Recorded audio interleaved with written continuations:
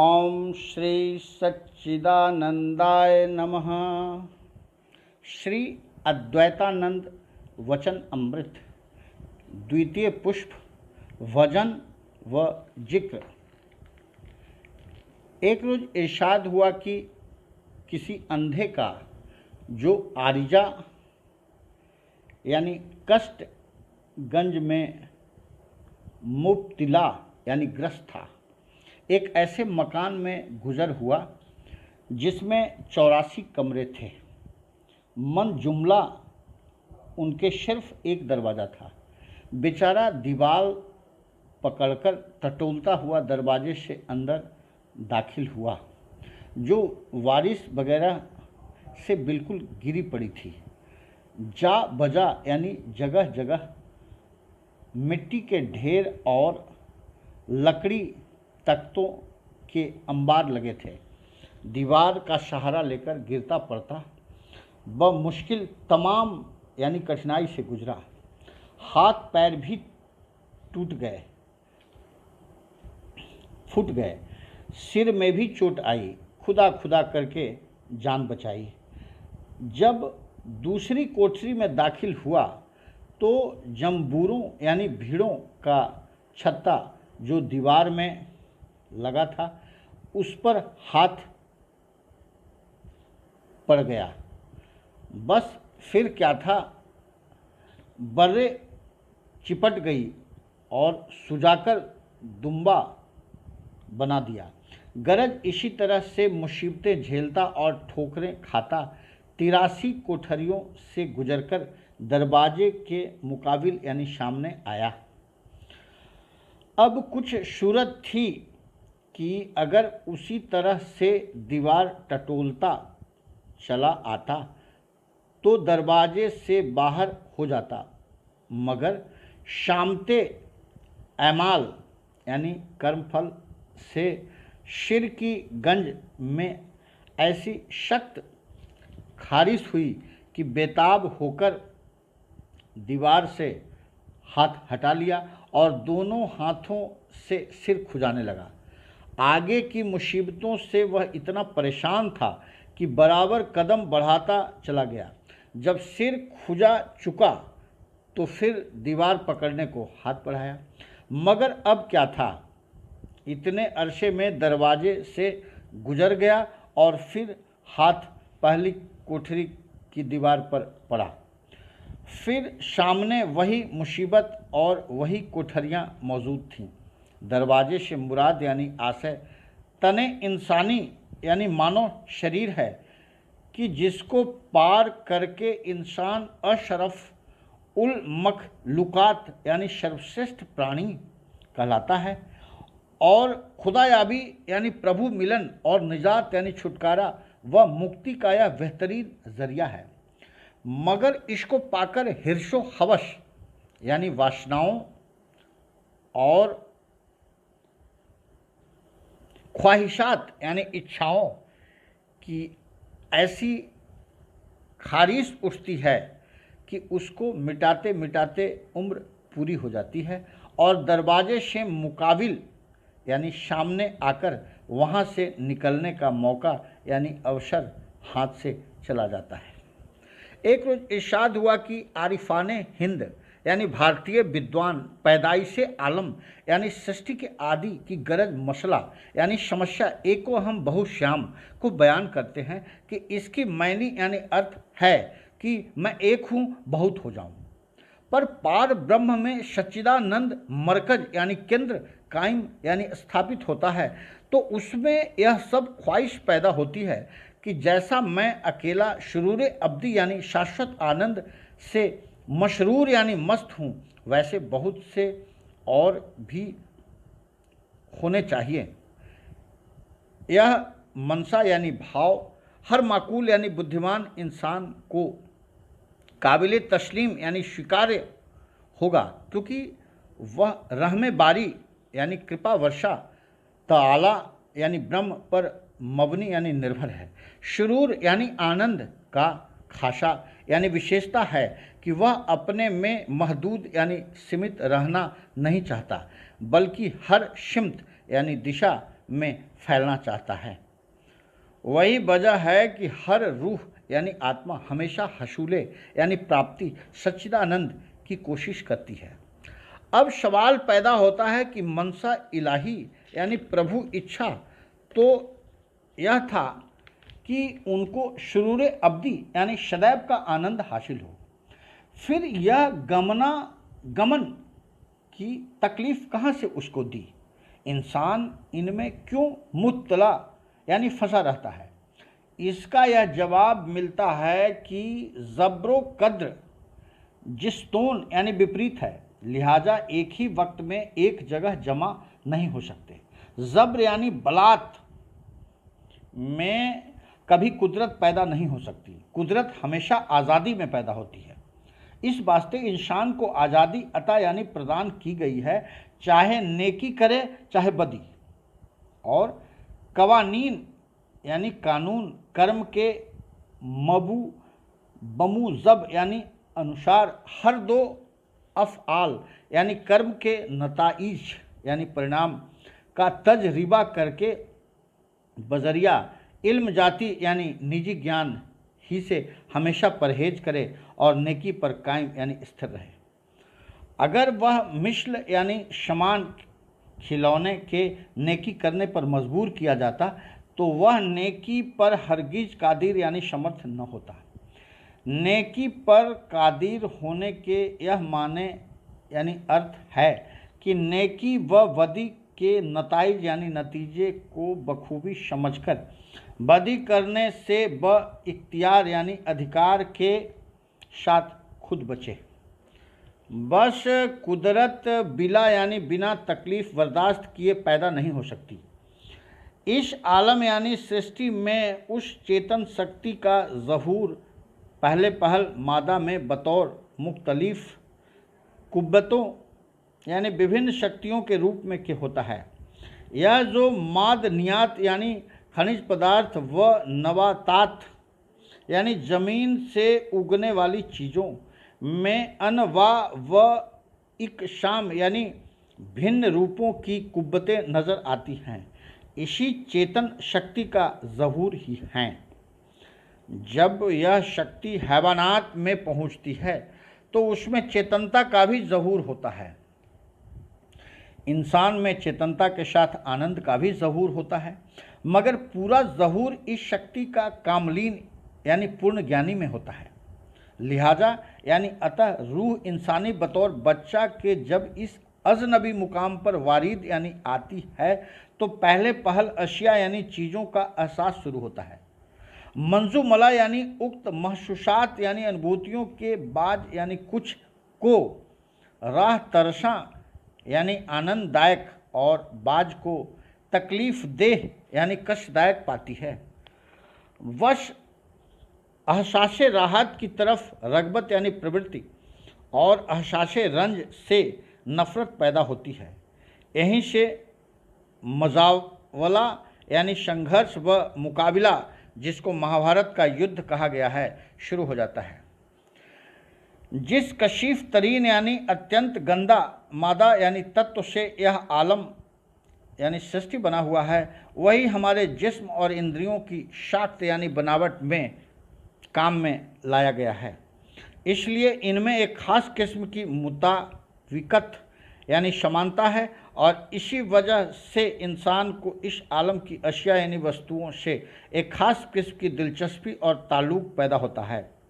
वह इस आलम की चीज़ों में ही आनंद अब्दी यानी अमर आनंद को तलाश करता है और अपने सच्चिदानंद स्वरूप से बेखबर सा हो जाता है। जो खास रूहें इस मुजावला यानी संघर्ष और लड़ाई में महसूसात का मुंह तोड़कर मादा यानी तत्व पर इख्तियार व काबू हासिल कर लेती है, वे अपने निज रूप को प्राप्त हो जाती है और जीवन मुक्त व कामिलैन यानी पूर्ण कहलाती हैं। मगर अक्सर रूहें इस मजावला यानी संघर्ष में ही खोई रहती हैं। मनसाए इलाही यानी प्रभु इच्छा यानी हसूले यानी प्राप्ति सच्चिदानंद पूरा करने के लिए उनको फिर जन्म लेना पड़ता है।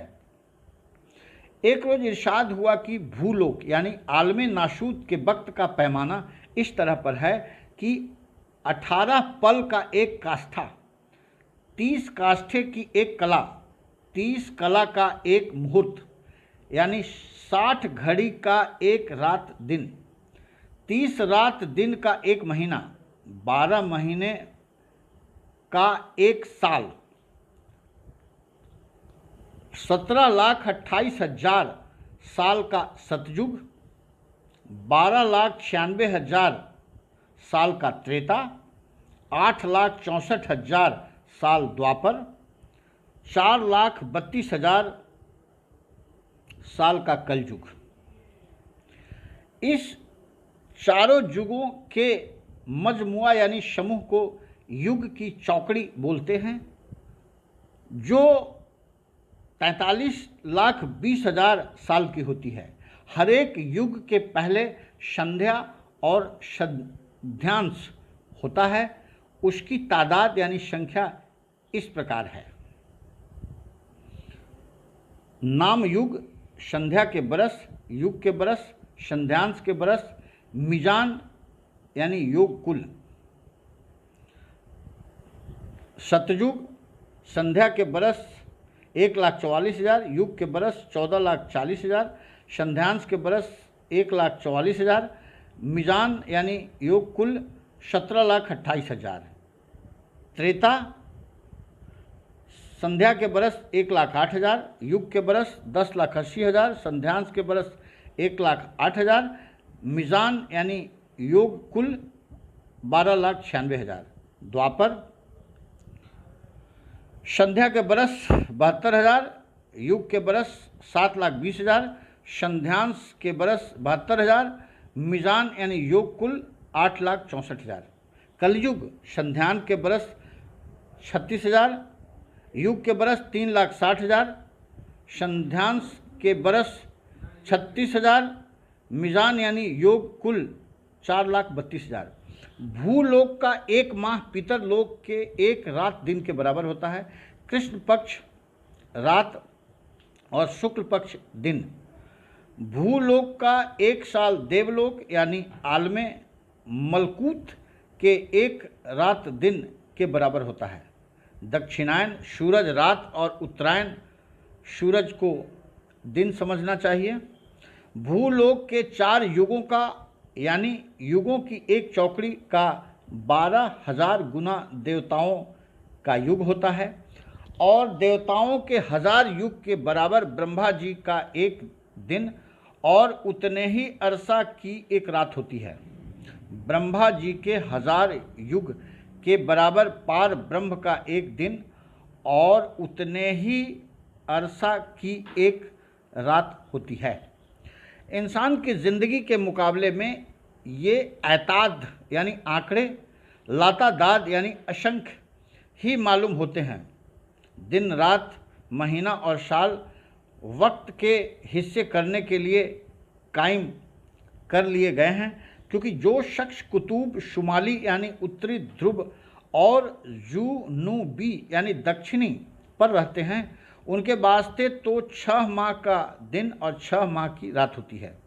बिलगरज यानी संजोग बश अगर कोई शख्स किसी जरिया से कुर्राए ज़मीन यानी पृथ्वी के अक्षांश की सतह से बिल्कुल ऊपर उठ जावे कि जहाँ से उसे हर वक्त सूरज नज़ारा आता रहे, तो उसके वास्ते रात कैसी।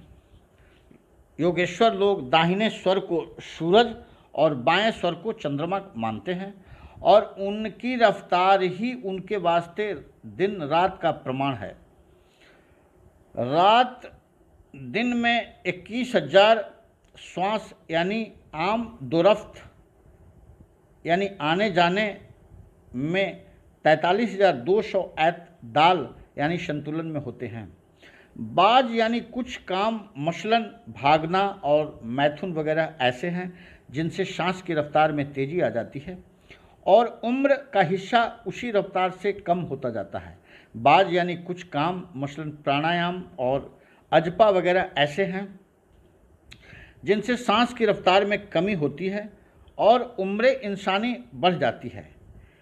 जिस तरह पार ब्रह्म ब्रह्मा देवताओं और भूलोक के अरसा कयाम यानी समय अवधि में चारों युग बढ़ते हैं, इसी तरह हर इंसान की ज़िंदगी में उनका वजूद यानी अस्तित्व नज़र आता है। बल्कि इंसान की ज़िंदगी के हर रात दिन में भी चारों युग बरत जाते हैं। मत वशत अल ख्याल यानी सामान्य स्थिति के भी दिन रात में अगर एक हिस्सा बतौर कलयुग के कटेगा तो उससे दुगुना द्वापर उन दोनों के बराबर त्रेता और कलयुग और द्वापर के बराबर सतयुग। इंसान ज्यों ज्यों नेकी की तरफ बढ़ता जाएगा, अच्छे और नेक ख्यालात और ऐमाल यानी कर्मों की तरक्की और बुरे ख्याल और ऐमाल की कमी होती जाएगी। एक रोज़ इरशाद हुआ कि संसार के अलग अलग अजजा यानी तत्व लातादाद यानी असंख्य हैं, ऐसे ही पुरुष के अजजा भी बेशुमार हैं, मगर पुरुष और लोक की मुशाबहत यानी तुलना इस तरह से दिखलाते हैं कि मिट्टी, पानी, आग, हवा, आकाश और अव्यक्त ब्रह्म, इन छह के मजमुआ यानी समूह को लोग कहते हैं। पुरुष भी इन्हीं के मजमुआ से बनता है।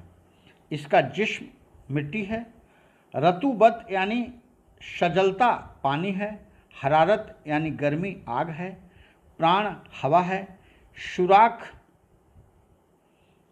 आकाश है और अंदरूनी आत्मा ब्रह्म है। जिस तरह जगत में ब्रह्मा की विभूति यानी शान इज़्ज़ती है, ऐसे ही पुरुष में आत्मा की विभूति है। जगत में ब्रह्मा की विभूति प्रजापति है, पुरुष में आत्मा की विभूति सत्व है। जगत में जिस तरह इंद्र, रुद्र, चांद, वसु, अश्विनी कुमार, वायु, विश्वदेव यानी तमाम देवता, अंधेरा, रोशनी, स्वर्ग वगैरह सतयुग, त्रेता, द्वापर, कलयुग और युगों का खात्मा है, इसके मुकाबले में पुरुष में वैसे ही अलो उल तरतीब यानी क्रमशः अहंकार,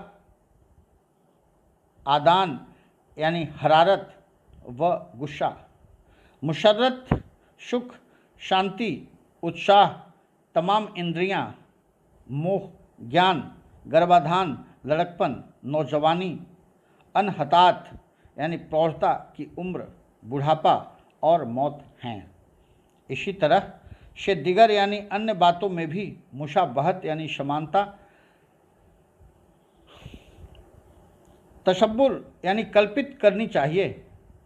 इस उपदेश से यह मकसद यानी उद्देश्य है कि जो तमाम लोक को आत्मा में और आत्मा को तमाम लोक में देखता है, उसे आत्मविधि हासिल होती है।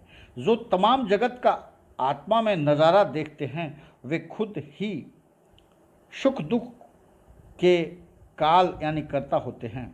बल लिहाज यानी अनुसार कर्म के अधीन होने के जो असबाबो बुवाइश यानी कारण काज से अलग होकर जगत को अपना आप समझता है, वह इस ज्ञान से मुक्ति पा लेता है। एक रोज इरशाद हुआ कि जैसे सतयुग, त्रेता, द्वापर और कलयुग 4 युग हैं, वैसे ही राजनीति के 4 धर्म हैं, साम, दाम, दंड और भेद। 4 पदार्थ हैं, मोक्ष, काम, धर्म, अर्थ, और इनके 4 साधन हैं, भजन, यज्ञ, तप, दान। 4 वर्ण ये हैं, ब्राह्मण, क्षत्रिय, वैश्य और शूद्र। 4 आश्रम हैं, ब्रह्मचर्य, गृहस्थ, वानप्रस्थ, संन्यास। 4 अवस्थाएं हैं, तुरीय, सुषुप्ति, स्वप्न, जागृति। 4 अंतःकरण हैं, अहंकार, बुद्धि, चित्त, मन। और भी बहुत सी बातें इसी तरह हैं। इनसे यह मतलब है कि जौन सा युग होता है उसमें उसके मुतालिक यानी संबंधित जो बातें हैं वही प्रचलित होती हैं, या यूँ कहना चाहिए कि जो प्रचलित बात हो उससे इस बात का पता लग जाता है कि आजकल कौन सा युग वर्तमान है। मसलन जब सब आदमी मोक्ष का साधन करे, ब्राह्मणों का अधिकार हो, सन्यासियों की प्रतिष्ठा हो, वगैरह वगैरह, तो जानना चाहिए कि सतयुग वर्तमान है। इन्हीं बातों से एक फिरका, संप्रदाय और कौम और मजहब और ख़ानदान और राज का भी हाल मालूम हो सकता है। जैसे जिस फिरका यानी संप्रदाय में मोक्ष का साधन ज़्यादा हो तो उस ज़माने को उस फिरका के लिए सतयुग समझना चाहिए और उसके क़यामे तरक्की के 4 दर्जे बाकी हैं।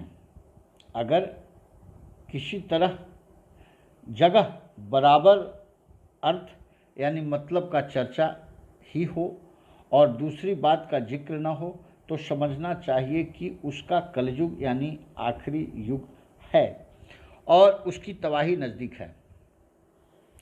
अगर किसी राज या ख़ानदान में शाम यानी मेल से काम चल रहा है तो वह ज़माना उसका सतयुग है और उसकी 4 हद तक क़याम का सबूत देता है। जिस राज या ख़ानदान में भेद या तफरका यानी फूट से काम निकल रहा है तो वह ज़माना उसका कलयुग है और उसकी तरक्की और क़याम रहने का आखिरी ज़माना है। इसी तरह पर जिस वक्त में जो साधन जारी हो उससे साधक की तरक्की और उसके क़याम का सबूत मिल जाता है। एक रोज़ इरशाद हुआ कि जिसमें इंसानी यानी मानव शरीर में 14 तबकात आलम यानी सृष्टि के 14 भुवन के मुकामात हस्बे झैल यानी निम्नानुसार जाहिर किए गए हैं और 7 समंदर 7 पसलियों के मुकामनात में माने गए हैं। नाम तबकाते आलम और जिस्म इंसानी में उसका मुकाम, पाताल पाँव के तलुए, तलातल एड़ी, रसातल टखना, महातल पिंडली जांघें, सूतल जानू या घुटने, बीतल रान, अतल बैखरान। नाम तबकाते आलम, जिस्म इंसानी में उसका मुकाम, भू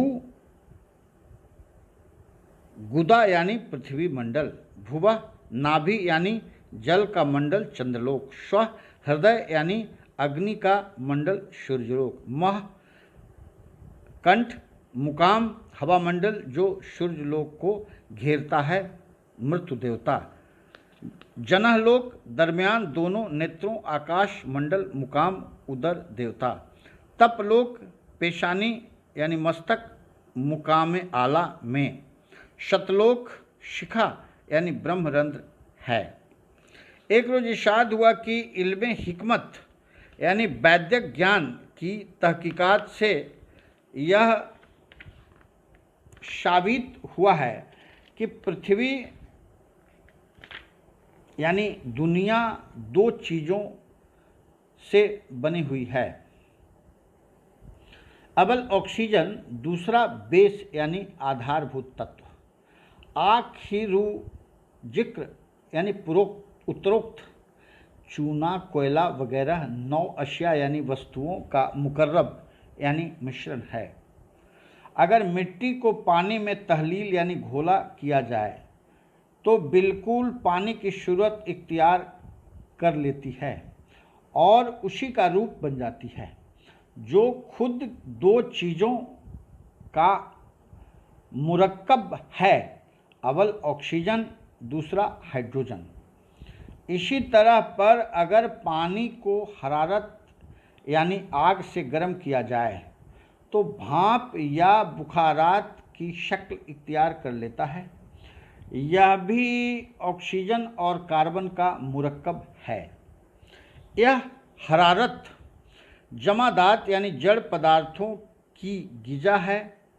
जमादात की परवरिश और उसमें तगय्युरो तबदल यानी परिवर्तन इसी से होते हैं। मसलन पत्थर से कोयला और जवाहरात बनना, ये सब हरारत ही की वजह से होते हैं और उसमें ही ऑक्सीजन का भी जुज्व यानी अंश कायम रहता है। जिस वक्त भाप हवा की शक्ल इख्तियार करती है, अव्वल ऑक्सीजन, दूसरा नाइट्रोजन, यह नबातात यानी ज़मीन से उगने वाली चीज़ें की ग़िज़ा बनती है। नाइट्रोजन से दरख्त और वनस्पति की परवरिश होती है और यह उसकी खास खुराक है। अगर हवा को अमल कीमिया यानी रासायनिक प्रक्रिया से तहलील यानी घोल किया जाए तो नाइट्रोजन और ऑक्सीजन अलहदा हो जाते हैं। उस वक्त ऑक्सीजन बेरंग रूप सब जगह रहने वाली ज़िंदगी और रोशनी की मबदा यानी कारिका साबित होती है, जो सरासर आकाश तत्व का गुण है। फिर मज़कुरह बाला यानी उपरोक्त नतीजा तहलील यानी मिश्रित करने के फलस्वरूप से यही साबित होता है कि मिट्टी, पानी, आग और हवा के एक एक जुज यानी अंश तो ऐसे हैं जो तगय्युर पजीर यानी परिवर्तनशील हैं और सिर्फ एक तत्व ही में पाए जाते हैं। जिस वक्त उस तत्व को दूसरे तत्व की सूरत में तहलील यानी घुला किया जाए तो वह जूज यानी अंश भी बदल जाता है और उसकी सूरत, नाम और गुण में भी फर्क आ जाता है। मगर ऑक्सीजन ऐसी चीज़ है जो चारों तत्वों में बराबर कायम रहती है और उसको तहलील करने की हालत में भी न उसकी शक्ल बदलती है, न गुण में फ़र्क आता है, न नाम तब्दील होता है। हवा से जो आला यानी श्रेष्ठ तत्व माना गया है वह अलहदा भी रह सकता है। इसलिए 5 अनासरों यानी तत्वों का होना साबित यानी सिद्ध है। मगर आकाश में जो रूप सब जगह मौजूद होने और दिखलाई न देने वगैरह के जो गुण हैं, उनकी वजह से कोई और हों ऐसा नहीं है जो अलहदा हों, यानी और तत्वों की हस्ती और क़याम इसी से है। इसलिए अगर रहा भी तो फिर उसका ज्ञान किस किस यानी इंद्रियों के ज़रिए हो सकता है। इसलिए बाज यानी कुछ तहकीकारों यानी खोज करने वालों ने इसको तत्वों की फहरिस्त यानी सूची में दाखिल ही नहीं किया है, मगर उसका होना ज़रूर साबित यानी सिद्ध है। एक रोज़ इरशाद हुआ कि सबसे बारीक जूज यानी अंश जिसके टुकड़े नहीं हो सकते उसको परमाणु कहते हैं। ऐसे 60 परमाणुओं का एक अणु होता है और 2 अणुओं का एक तुनीक जो बाद यानी हवा है, 3 दुनीक की अग्नि, 4 दुनीक का जल और 5 दुनीक की पृथ्वी है। 3 दुनीक बराबर त्रिशीन के हैं और यह दुगुना हो तो ज़मीन वगैरह दिखलाई देने वाली चीज़ें बनती हैं। एक रोज़ भगवत गीता के ये श्लोक इरशाद फरमाए, ध्यायतो विषयान पुंसः संगस्तेषुपजायते संगात संजायते कामः कामात् क्रोधो अभिजायते क्रोधाद्भवति सम्मोहः सम्मोहात् स्मृतिविभ्रमः स्मृतिभ्रंशाद् बुद्धिनाशो बुद्धिनास्तप्रणयस्यति काम एषः क्रोध एषः रजोगुण समुद्भव महाशनो महापापात्मा विद्ये तमहि वैरिणम। तर्जुमा, महसूसात यानी विषयों की तरफ तवज्जह करने वाले इंसान को उनसे ताल्लुक़ हो जाता है। ताल्लुक़ से ख्वाहिश यानी काम पैदा होती है। ख्वाहिश से गज़ब यानी क्रोध पैदा होता है। गजब से तीरकी यानी अंधकार पैदा होती है। तीरकी से शहू यानी भ्रम पैदा होता है। सहू से अक्ल जाया यानी नष्ट होती है। अक्ल के जाइल यानी नाश होने से ज़वाल यानी पतन आता है। इसका सबब ख्वाहिश यानी काम है या गजब क्रोध है जो रजोगुण से पैदा होता है और बहुत खाने वाला है, बड़ा मूजी है। इसको दुश्मन समझ। इंसान के दिल और ख्याल की गर्दन बेशुमार रस्सियों से बंध रही है, जिनको उर्फ यानी दूसरे शब्दों में ताल्लुकात कहते हैं। ये 4 किस्म के होते हैं: जानी, माली, दीनी, दुनियावी। पहला जानी, जो हिफ्ज जान यानी प्राण सुरक्षा के सबब से पैदा होते हैं। इंसान चाहता है कि अपने मुखालिफ की गर्दन उड़ा दें, मगर अपनी जान का खतरा ऐसा करने से रोकता है। दूसरा माली, जो माल की जमा और निगह दाश्त यानी कड़ी देखभाल से पैदा होते हैं। मुसाफिर चाहता है कि अपना बैग और लिहाफ मुसाफिर खाने में रखकर पहले रेल का टिकट खरीदें, मगर हिफाजत माल उसके माना यानी बाधक है। तीसरा दीनी, जो पासे दीन यानी धर्म विचार के सबब से पैदा होते हैं। वह चाहता है कि मज़े से गोश्त खाए और शराब पिए, मगर मज़हब का ख्याल ऐसा नहीं करने देता। चौथा दुनियावी, जिसमें व्यापार बात मसलन पासे नामूम यानी यशोकामना और पासे रसूम यानी परंपरावादिता वगैरह पाबंद करते हैं। इंसान चाहता है कि रक्काशा यानी नर्तकी के साथ भरी मजलिस में ही मनमानी कर बैठें, मगर पाशे नामोश यानी सम्मान के ख्याल से ऐसा नहीं कर सकता। या वह चाहता है कि होटल वगैरह में बैठकर खाना खाए, मगर रिवाज मुल्की यानी देश प्रथा और रसूमें मुरविजा यानी प्रचलित रीति रिवाज के लिहाज से ने उसको रोक रखा है। लेकिन गौर से देखा जाए तो लाखों क्या बल्कि करोड़ों में ऐसा शख्स मिलना मुहाल बल्कि नामुमकिन है। हर शख्स किसी न किसी बात का पाबंद जरूर है। हाँ, यह बात हो सकती है कि कोई एक बात का पाबंद है, कोई सब का। इस तरह पर आज़ादी मुतलक यानी पूर्ण मुक्ति गोया ख्वाबो ख्याल ही रहा। आज़ादी इजाफी यानी अपेक्षाकृत बेशक हो सकती है, जो एक को दूसरे की निस्बत ज़्यादा हासिल है। अगर कोई इन बातों से काता ताल्लुक़ यानी संबंध विच्छेद कर ले तो उनको छोड़ने का ख्याल दिल में ज़रूर रहता है, और वह भी एक किस्म की पाबंदी है। बेतअल्लुक़पन भी आखिर कैद है खबर पाई खातिर आज़ाद में। इसलिए हकीकी यानी वास्तविक आज़ादी की तहकीक यानी खोज में कलाम यानी संशय है। लिहाजा इंसान की ज़िंदगी में हवास यानी इंद्रियों अपने फेल कर्म से आरी यानी अलग नहीं रह सकते।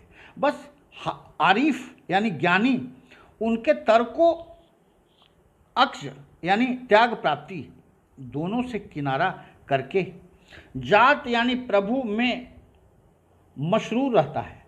गो यानी चाहे हवास इंद्रियों का महसूसात यानी विषयों से ताल्लुक़ रहे, यानी वे अपना फेले मुत्तालिका यानी संबंधित कर्म किया करें, मगर वह उन पर तवज्जह नहीं करता।